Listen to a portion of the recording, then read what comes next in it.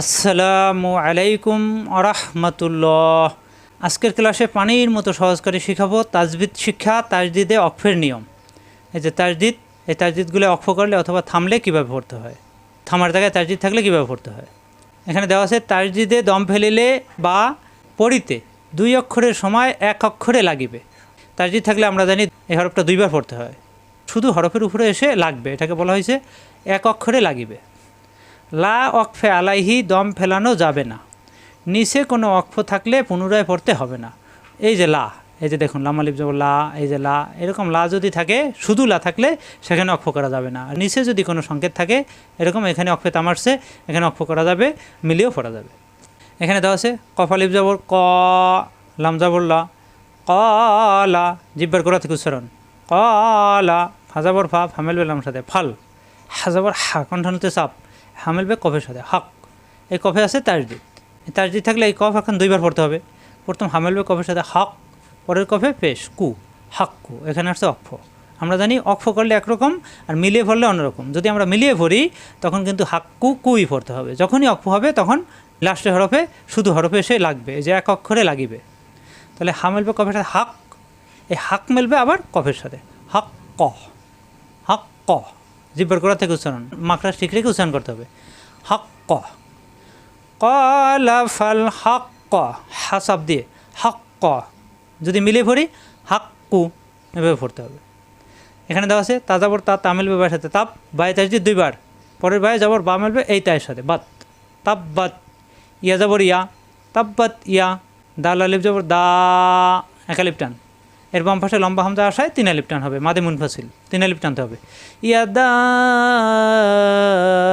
হামজা যাবর আ, বা ইয়াজের বি, জেরের বাম ইয়া সাকিন 1 আলিফ টান। আবি, লাম যাবর লা, হা যাবর হা, বা দুজের বিন, লাহা বিন। এখানে আসছে তানবিন। আমরা জানি তানবিন এবং নুন সাকিন আসলেই যেখানে একটা নিয়ম চলে আসে। এই তানবিনের পরে আসছে ওয়া, এই ওয়াই তাজদিদ ধরে গুণ্য করে মিলিয়ে পড়তে হবে। এই 2 জেরের 1 জের বাত হয়ে যাবে, 1 জের থাকবে বি। এই বি মিলবে ওয়ার সাথে, এরপর গুণ্য হবে বিউ, ঈদগামে বা গুণ্য। ওয়াই আবার আছে তাজদিদ 2বার, পরের ওয়াই জবর ওয়া, বাই তাজদিদ 2বার। তামেল বেবার সাথে তাপ, পরের বায়ে জবর বা, ওয়া তাব্বা। তাব্বাত ইয়াদা আবি লাহাবিউ ওয়া তাব্বা।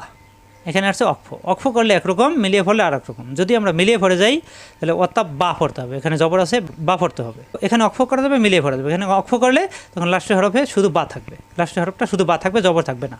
তখন পড়তে হবে ওয়াতাব বা, বা একটু বারিক হবে হালকা।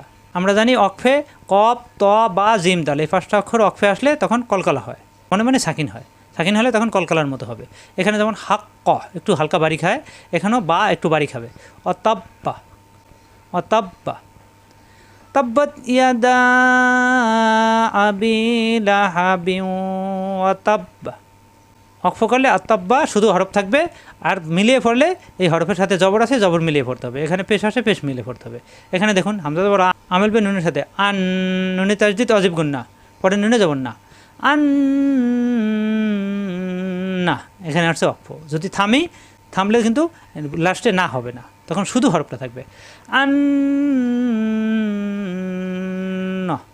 মিলিয়ে পড়লে তখন না থাকবে আন না। অক্ফ করলে ন, শুধু হরফটা থাকবে। এখানে দেখুন হামজা জবর আমেল বে মেমের সাথে আম, মেমে তাজদিদ অজিব গুন্না, আম, পরে মেমে জবর মা, আম মা। এখানে যদি অক্ফ হয়, আমরা জানি তাজদিদে অক্ফ হলে লাস্টের হরফটা শুধু হরফ থাকবে। তাহলে অক্ফ হলে এখানে আম মা, শুধু ম, অর্থাৎ শুধু অক্ষরটা থাকবে আম মা।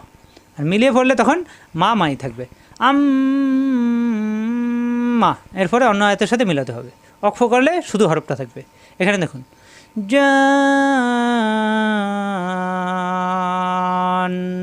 নুন, এখানে 2 ফেস নুন। এখানে অক্ফ করলে তখন 2 ফেস থাকবে না, তখন শুধু হরফটা থাকবে জান, শুধু হরফটার উপরে এসে পড়বে। অর্থাৎ তাজদিদে অক্ফ করার নিয়ম, লাস্টের হরফে শুধু হরফটা থাকবে, আর কলকলার হরফ থাকলে ধাক্কা হবে। এটা হলো নিয়ম। আশা করি বুঝতে পারছেন তাজদিদে অক্ফ করার নিয়ম।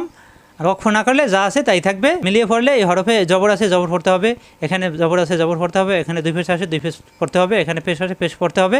মিলিয়ে পড়লে যা আছে তাই থাকবে। ওয়াকফ করলে লাস্টের হরফটা শুধু হরফ থাকবে। আশা করি বুঝতে পারছেন। আজ এ পর্যন্তই। আসসালামু আলাইকুম ওয়া রাহমাতুল্লাহ।